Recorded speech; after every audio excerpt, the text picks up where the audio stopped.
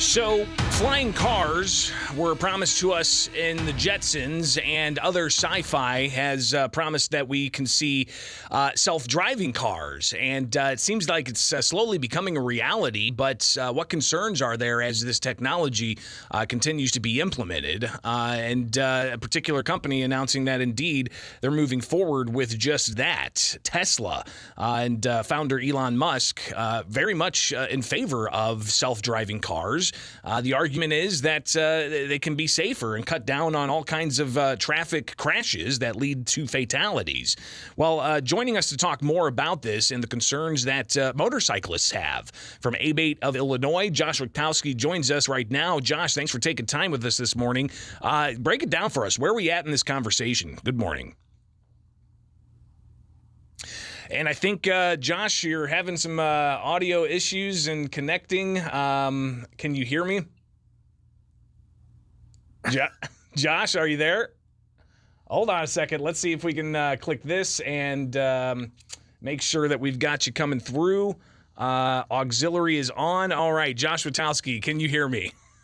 Yes, I can, Greg. Good to hear you. Now you can hear me, and you didn't hear my setup. So let me just reset that.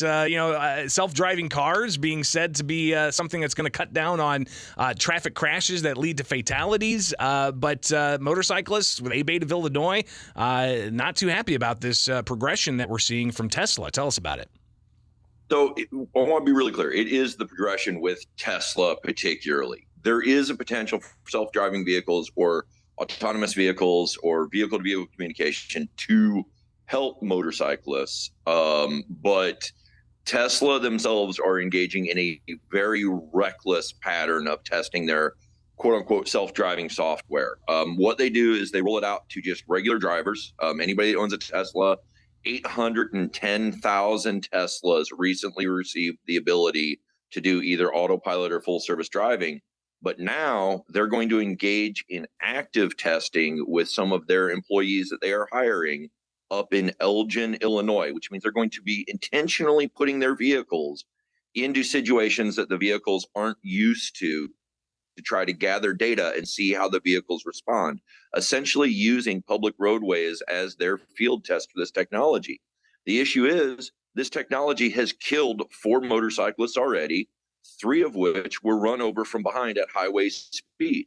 This is something that ABATE has been talking about for 5 years now. It has now come to fruition, and regulators refuse to step in and put an end to the use of public roadways as a testing facility. Were those fatalities in Illinois, or is that nationwide in the continued progression of these autonomous vehicles?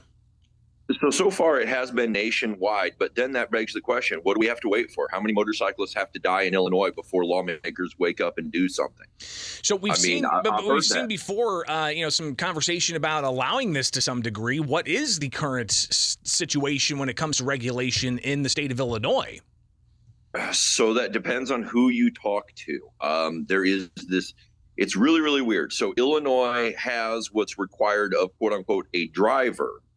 So if you're sitting in the driving seat of a vehicle, there's a requirement for what the driver has to be able to do. And it's a kind of a gray requirement, but there's no requirement that a vehicle has a driver in the state of Illinois. So it's this weird gray area that's not exactly clear. The trial lawyers are going to have a field day with the way the current laws read.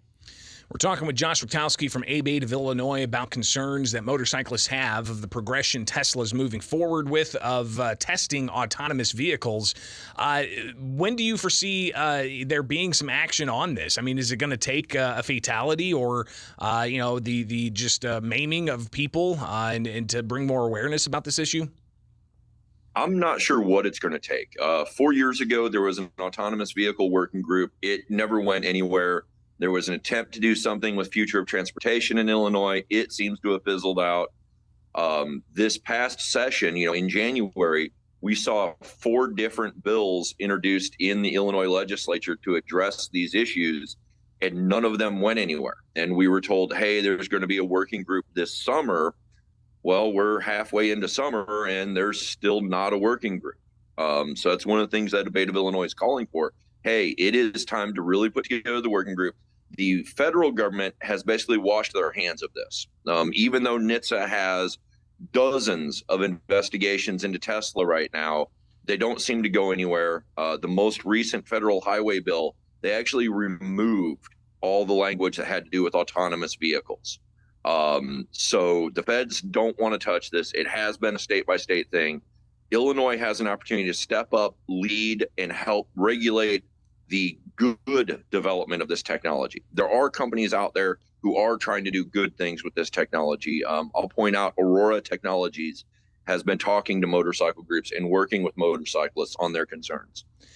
Whereas Tesla is just wild, wild west. They tell people that, hey, it's self-driving. It's not really self-driving. Drivers, just recently, Washington Post, drivers are using weights to defeat the safety systems that are in Tesla.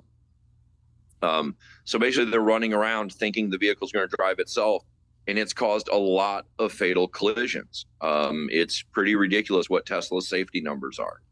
Josh, what threshold of safety would be acceptable for ABATE of Illinois? Well, for us, you need to be able to demonstrate reliable detection of motorcyclists. Nobody has been able to do that. When you talk to these companies and say, hey, does your vehicle see motorcycles? They go, oh, yeah, it sees motorcycles. Cool. Can we see where you tested that? And they never want to show the testing data.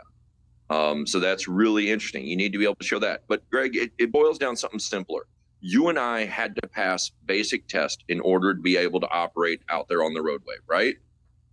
Yeah. Why don't these vehicles have to do the same thing? They should be able to demonstrate basic capabilities in closed circuit testing before they're allowed on public roadways.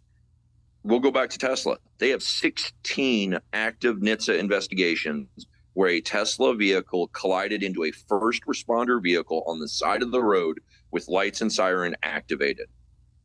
Now, if you collided into 16 different first responders causing one fatality, you'd be removed off the roadway, right? One would think. Josh Witkowski, if people want more information about this, because there's a lot involved, from the job postings from Tesla to the progression of the next phase of their autonomous vehicles, where can they get more information and in particular keep up with what ABATE's doing? So you can actually go to our website. It's abate-il.org. That's abate-il.org.